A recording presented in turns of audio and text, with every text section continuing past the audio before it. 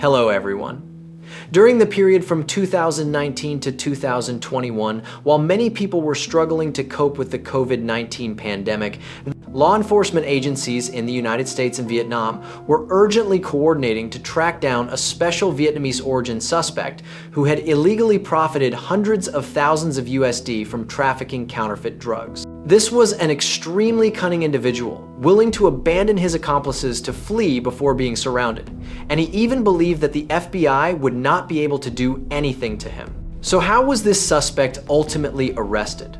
By what methods was he able to make so much money that he attracted the attention of the Federal Bureau of Investigation? Stay with Vietnamese Case Files until the very end as we revisit one of the most troubling cases in the United States.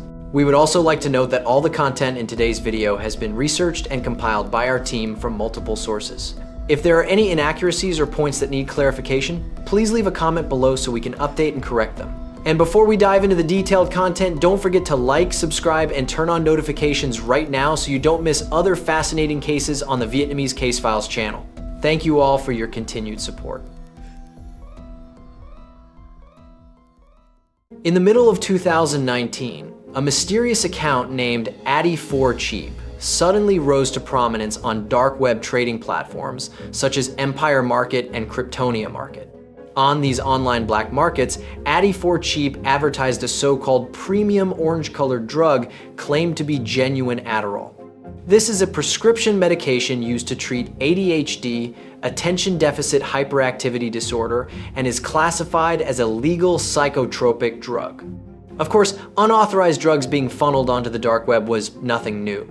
What was unusual, however, was that the Addy4Cheap account quickly received hundreds of positive reviews, indicating extremely high sales volume in a short time. But if it were truly selling medication for ADHD, a condition that is not particularly common, how could it possibly sell so rapidly? This anomaly caught the attention of the FBI's high-tech task force in Washington. To verify the situation, federal agents decided to conduct test purchases. From August to December of 2019, the FBI placed 20 orders from Addy4Cheap and received a total of 767 orange pills, weighing approximately 268 grams. The forensic results quickly sent chills down the investigators' spines.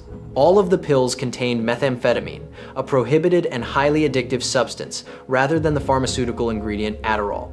This meant that a disguised supply of illicit stimulants was quietly poisoning users across the United States. Although the seller was anonymous behind a screen, all of the counterfeit drug packages were shipped through the United States Postal Service. By analyzing postal data and electronic transaction records, investigators were initially able to narrow down the operating area of Addy4Cheap to Northern Virginia, specifically around the Fairfax area. This suggested that the seller was most likely operating locally, rather than from a distant foreign country. This lead was further reinforced by postal security camera footage. A blurry CCTV image showed the silhouette of an Asian man frequently appearing late at night to mail small parcels. The Federal Bureau of Investigation decided to accelerate the investigation, transferring the case to the FBI field office in Washington, D.C. to coordinate with the Fairfax County Police Department and the United States Postal Service. After several months of surveillance, federal authorities decided to strike in the early morning of December 9th, 2019. Court-approved search warrants were swiftly executed, targeting residential addresses linked to the Addy4Cheap account. At exactly 2 o'clock in the morning, the task forces simultaneously raided two main locations: an apartment in the Greenbrier area of Fairfax County and another house in Chantilly. The scene left investigators stunned. Inside the Greenbrier apartment, nearly 100 orange pills, identical to the counterfeit drugs the agents had previously purchased, were scattered across the kitchen table and the living room cabinet. At the Chantilly house, police seized a massive quantity of more than 6,000 orange tablets, with a total weight of about 2.2 kilograms, all matching the shape, logo, and color of the fake Adderall pills. The tablets were poorly packaged, some were kept in plastic bags, while others were stored in cardboard boxes labeled as raisins to disguise them during mailing. Clearly, the suspects had tried to use food packaging to fool inspectors. A strong chemical odor hit investigators' noses, mixed with the smell of cardboard from dozens of shipping boxes strewn everywhere. Digital scales, a heat sealer for bagging, fake address labels, bubble wrap, everything indicated that this location had been used as a workshop to package contraband for shipment across the country. In the middle of a picture-perfect residential neighborhood, the suspects had turned the house into a stockpile of addictive drugs ready to spread poison throughout the community. With their investigative experience, officers quickly noted key clues. The quantity seized was significant, but likely not the entirety. This suggested there was still inventory elsewhere, or that much of it had already been sold. In addition, police seized multiple devices, including computers, phones, cryptocurrency wallets, and ledgers listing recipient addresses. These items were sealed as evidence for forensic testing and data extraction. More importantly, the biggest haul from this raid was the suspects themselves. In Fairfax County, police arrested Leon Kim Thi Phan, 37 years old. At the Chantilly scene, Han Lam Luc, 35 years old, was also caught and arrested with the evidence. At the same time, police executed arrest warrants for several other accomplices connected to the group across the area, including Zung Nguyen, 29 years old, in Springfield, Sun Nguyen, 36 years old, in Annandale, Dat Nguyen, 37 years old, in Alexandria, and Trill Hoang, 39 years old, in Springfield. All of them were of Vietnamese or Asian origin, living around Northern Virginia. However, in the end, they were merely the hands and feet of the person behind it all. Their statements, though evasive, consistently pointed to one individual, a mysterious ghost known as Tyler Pham. His real name was Pham Thai, born in 1983. He held Vietnamese nationality but had moved to the United States when he was young, living mainly in Northern Virginia. Before the case came to light, Tyler lived with suspect Leon Kim Thi Phan in the Greenbrier house in Fairfax. Neighbors described him as quiet and reserved, with no unusual behavior. It could be said that Tyler Pham lived two parallel lives. By day, he was an Asian resident quietly blending into the community with no prior criminal record. By night, he became an anonymous online trafficker of illegal drugs. On December 27, 2019, the United States District Court for the Eastern District of Virginia issued an arrest warrant for Tyler Pham on charges of conspiracy to distribute 500 grams or more of methamphetamine. However, he had long since vanished. Investigators confirmed that the last time Tyler Pham was seen in the United States was in Northern Virginia, just before the search warrants were executed. So where was he now? To quickly crack the case, the investigative task force mobilized resources and split into two teams working in parallel. The first team focused on forensic analysis of the seized evidence and on taking statements from suspects and witnesses to strengthen the case file. The second team urgently tracked down the fugitive, Tyler Pham. The investigative team's initial assessment after the late 2019 raid was that they were facing a sophisticated cybercrime operation. The counterfeit pills seized at the scene indicated a very large distribution scale. These orange tablets looked identical to prescription Adderall, 30 mg, showing that the group had invested in producing fake pharmaceuticals. Although no manufacturing machinery was found at the scene, the presence of thousands of pills made it clear that this network had a large and stable methamphetamine supply. Federal investigators then began analyzing the seized evidence. Their goal was to trace electronic transactions, identify customer lists, cryptocurrency wallet addresses, and messages on the dark web. Alongside that, forensic results confirmed that the tablets contained methamphetamine mixed with fillers, with a potency strong enough to leave users dazed, explaining why the Addy4 Cheap account received so many glowing reviews. Customers thought they were taking a legal psychotropic medication, but in reality, they were getting high on an illegal drug. This became key evidence supporting charges of fraud and distribution of controlled substances against the suspects. In addition, statements from the arrested accomplices greatly aided the investigation. At first, several of them tried to dodge responsibility by minimizing their roles. Leon Phan claimed she was merely a housemate and had no involvement in trafficking. Han Luc said he was only storing a few boxes for a friend. However, contradictions became obvious when their statements were compared with the physical evidence. Police found phone messages between Luc and Tyler Pham discussing shipping and today's orders, proving Luc's role in packaging and delivery. Faced with the evidence, Luc had to admit guilt and cooperate. Similarly, after hearing a secretly recorded voice call between her and Tyler, Leanne Phan also admitted that she had helped her boyfriend hide money from drug sales. Thanks to this cooperation, the full picture gradually became clear. Tyler Pham was the kingpin calling the shots.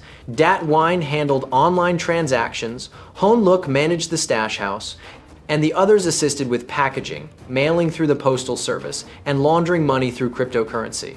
In addition, the FBI also applied criminal profiling techniques. Based on how Tyler Pham operated the Addy4Cheap account, criminal psychologists assessed that the offender was tech-savvy, highly disciplined, and extremely cautious.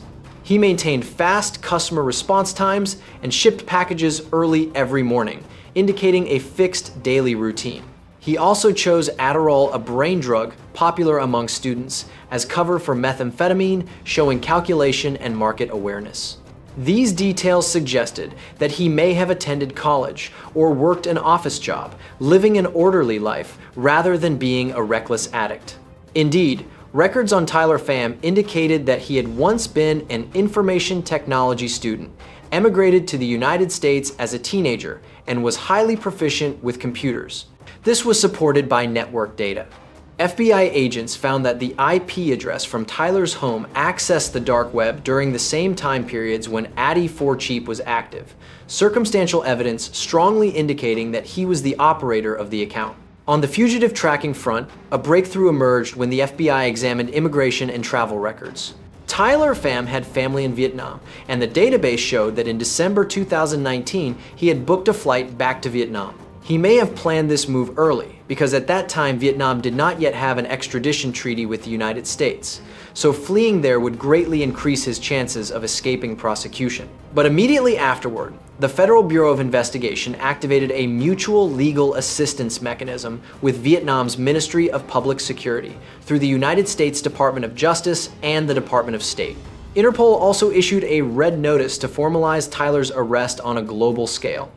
On the Vietnamese side, despite the absence of an extradition treaty, authorities signaled willingness to cooperate. From there, the case file and evidence were translated and sent to Vietnam, including the United States court arrest warrant and proof of criminal conduct. This coordination proceeded quietly and continuously for many months. Law enforcement officials from both countries regularly exchanged information via a hotline. United States agents even flew over multiple times to meet with Vietnamese police to discuss the arrest plan.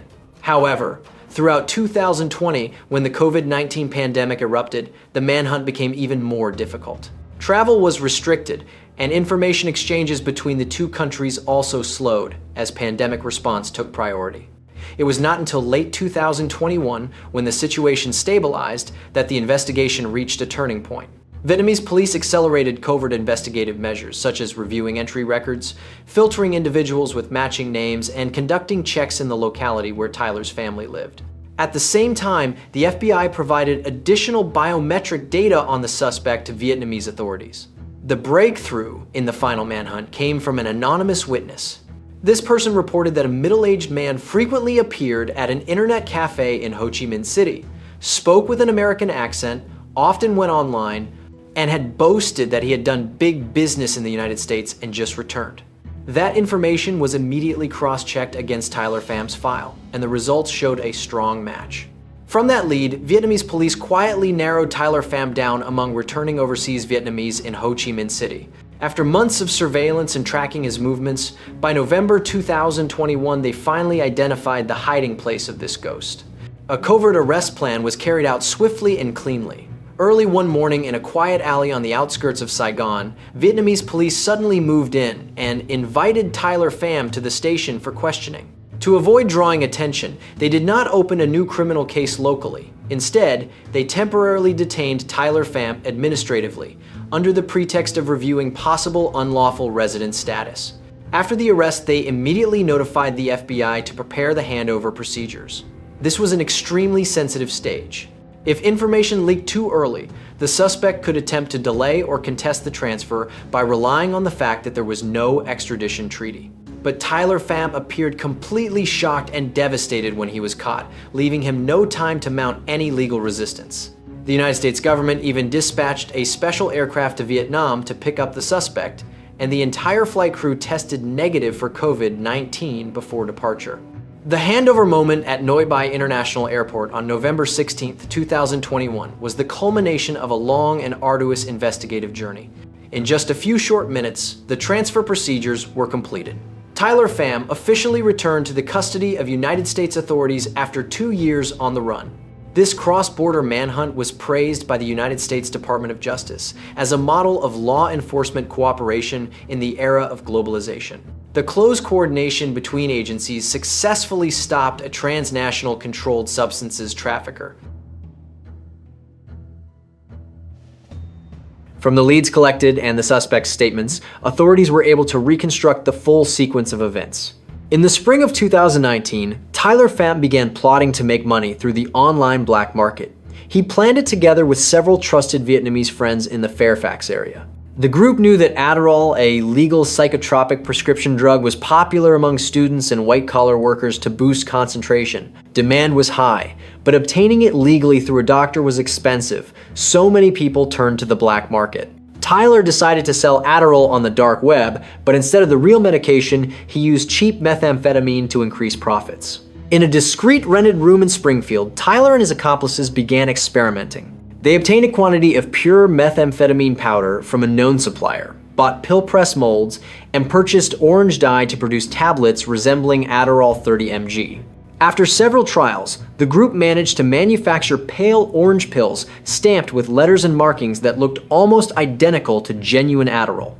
In May 2019, with help from Dat Nguyen, Tyler Pham created an account on Empire Market. He chose the nickname Addy for Cheap, meaning cheap Adderall, to attract the right target customers. The first batches of counterfeit pills were listed with descriptions like genuine Adderall, peach orange color, strong effects.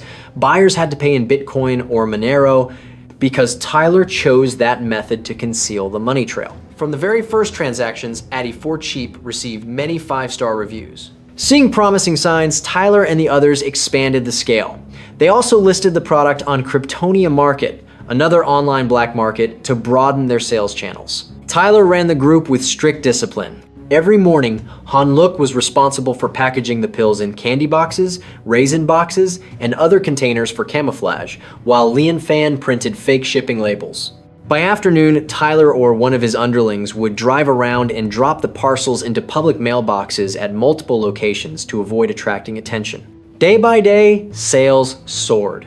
In just 3 months, Addy Bon Cheap completed more than 3,600 transactions on Empire and about 140 transactions on Kryptonia. The proceeds were estimated at nearly $500,000 USD, corresponding to roughly 44,872 pills sold. Those numbers made the group members euphoric they never imagined. Making money could be that easy.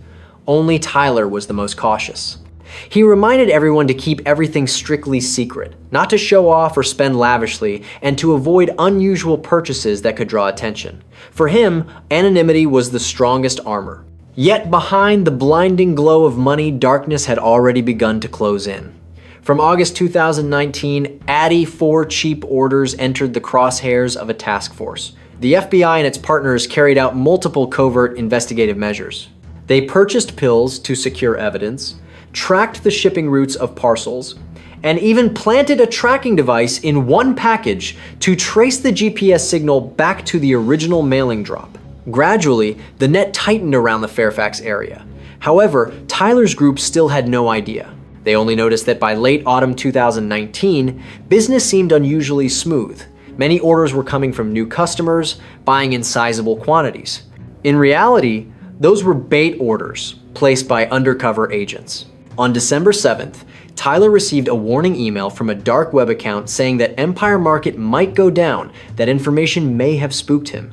On the night of December 8th, Tyler told Lian that he needed to go away for a few days, and he vanished from that point on. When the FBI raided the location and searched Tyler's bedroom, they found only empty hangar signs that he had taken his belongings and left. After fleeing Virginia, Tyler Pham carried out the plan he had prepared in advance. Using his Vietnamese passport, he bought a one-way plane ticket back to Vietnam.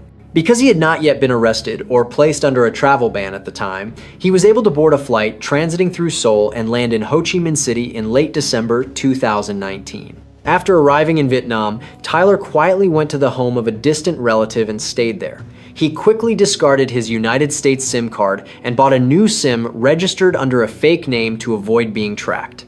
During his months in hiding, Tyler lived on cash and completely avoided all electronic transactions. He also limited his time outside, only occasionally disguising himself by wearing glasses and a mask to buy necessities. In Tyler's mind, Vietnam felt like a safe haven. And indeed, throughout 2020, no one touched him. The extradition of Vietnamese nationals had almost no precedent. Tyler even began thinking about staying in his homeland long term. However, as 2021 arrived and the pandemic eased, the long arm of transnational justice began closing in on Tyler. In mid-November 2021, Tyler Pham was surrounded and arrested by Vietnamese police, ending his 712-day escape on Vietnamese soil. Back in the United States, Tyler Pham was promptly brought before the United States District Court for the Eastern District of Virginia in Alexandria. Faced with an overwhelming mountain of evidence, Tyler chose to cooperate. At his guilty plea hearing in early 2022, he bowed his head and admitted to everything, creating an account to sell fake Adderall containing illegal substances, shipping the products through the mail, and illegally profiting hundreds of thousands of USD. United States District Judge Leonie M. Brinkema questioned the defendant about the consequences of his actions, emphasizing that his flight had forced the court to wait for justice for 2 years. Tyler murmured a belated apology to the community and his family. On July 12, 2022, the sentencing hearing was held in Alexandria. In the courtroom that day were most of Tyler's accomplices, individuals who had already been sentenced earlier but were summoned to testify. A federal prosecutor presented a summary of the case, emphasizing the danger of distributing methamphetamine under the guise of prescription medication and the international resources expended because of Tyler's escape. Notably, the prosecution also cited shocking figures, stating that Tyler's group had distributed 15 to 45 kilograms of pills containing methamphetamine over a few months, creating an enormous public danger. Tyler's defense seized on mitigating factors such as the defendant being a first-time offender, having pleaded guilty, cooperating with investigators, and expressing remorse. The defense also argued that Tyler was born in Vietnam under difficult circumstances and lacked direction, which contributed to his downfall, hoping the judge would show some leniency.